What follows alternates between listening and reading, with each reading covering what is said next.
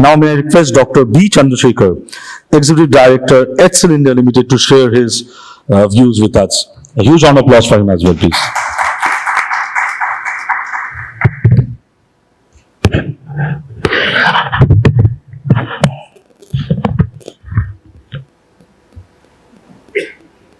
Thank you, my dais, colleagues on the dais. I had spoken already some of the thing on national education policy. I was also willing to speak on that little bit and give a guidance to this group. Namaskar, good morning to all. Eminent educationists, academicians, distinguished guests, friends, and co-speakers on my dais, and organizers of the conclave. I'm thankful for inviting me to this conclave.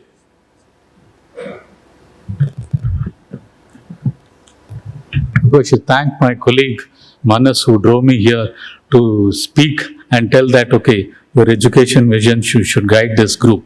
Thanks, Manas, for taking me here. And wherever I go, I talk on national education policy, but I go a little bit out towards the implementation side.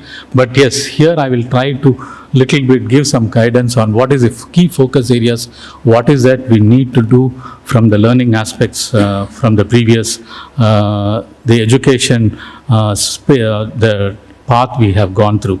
I'm sure the two-day event will be a unique in bringing together education planners, education policy specialists, academicians, media, and the education fraternity who are engaged in the specialized area, and to deliberate on this important topic, global education and skills conclave. I think today we have been in the last few, 1 decade, we have been talking about whenever we speak on education, skills also comes through. It means that we have focused more on relevance, employability, and employment together. So let me begin my with a quote of our beloved rocket scientist and President of India, mentioning that education is the most powerful weapon which you can use to change the world.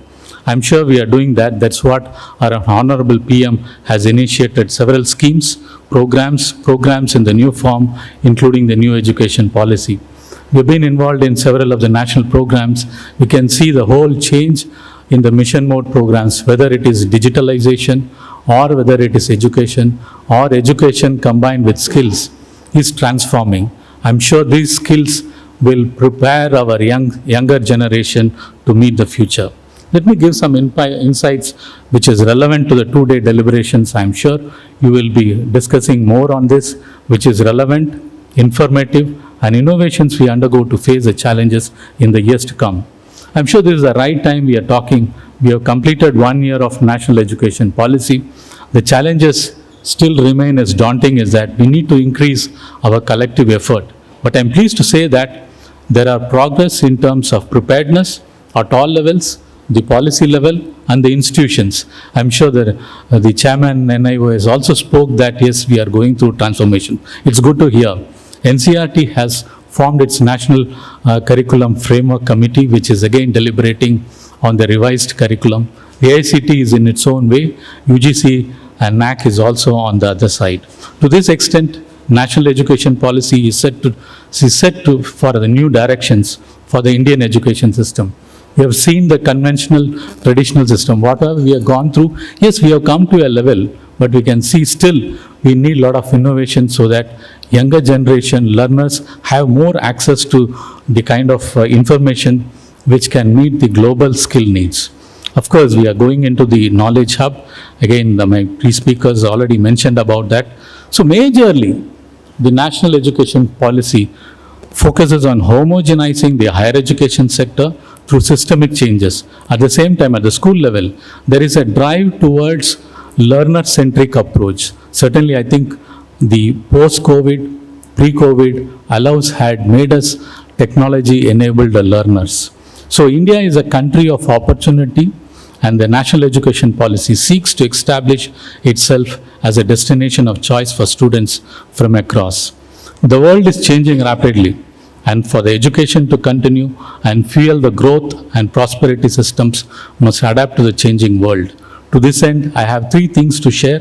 I'm sure I will not take much time, but briefly mention about. First and foremost, We must invest heavily in the early years of education of the learners. Certainly, the new education policy has already included the early childhood education, which is again coming in the right way. But today, millions of young children are not receiving what they need to reach their full potential. Their development is constrained by lack of nutrition. Again, still we are talking about that and we are mulling through that. Lack of stimulation, limited early learning, and by exposure to other sorts is a form of a neglect. Second, what we need to rethink what we teach and how children learn. Again, we talk about technological adaptability and what is more. This means that fully leveraging what we know about science of learning and the skill children will need to thrive for the future.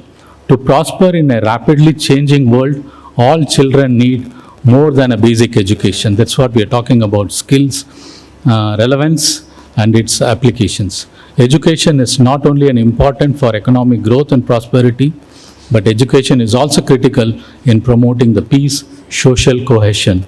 So what we teach and what children learn should reflect the diversity of cultures, promote respect and understanding. Finally, the education system must provide relevant skills for today's market and jobs for the future. In global economy, growth, innovation demand an educated, skilled and engaged workforce. Certainly, we must dramatically increase our aspirations for both the quantity and quality attributes. Today, there is a clear mismatch between skills provided by education systems and the jobs required by the skill market.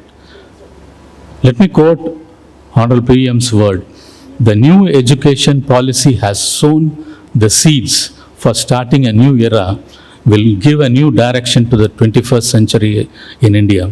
Certainly the new education policy have got all these attributes clubbed together, and I'm sure as an education think tank policymakers, educationists, all relevant stakeholders in the ecosystem will be able to build on these core values and policies emanating from this two-day conclave. I thank once again for all the education fraternity who have gathered here for important deliberations. I'm sure there will be good takeaways by the end of the second day. Thank you and Jai Hind. Thank you so much, Dr. B. Chandrasekar, Executive Director of EdCIL, for sharing with us the importance of why National Education Policy 2020 is important, the kind of emphasis it has given to early childhood learning, and also we all have read the draft of the National Education Policy. It has also given utmost importance to technology innovation, also for the higher education as well, and also for skilling. So I think, and that's why the agenda, if you see our 2 days program, we have tried to touch base upon various aspects of NEP as well while forming the agenda, so that kind of knowledge exchange can happen. And you talked about the deliberations will be made today and tomorrow. We'll be coming up with the event report, which we'll be sharing with the stakeholders, so that some action can be taken based on the discussion today and tomorrow. So this event is just not the end, just the beginning. I'll see it as a beginning, so that some work can be done on ground level in terms of policy making or how to implement NEP in its true spirit that can be worked on. Thank you so much, Dr. B. Chandrasekar.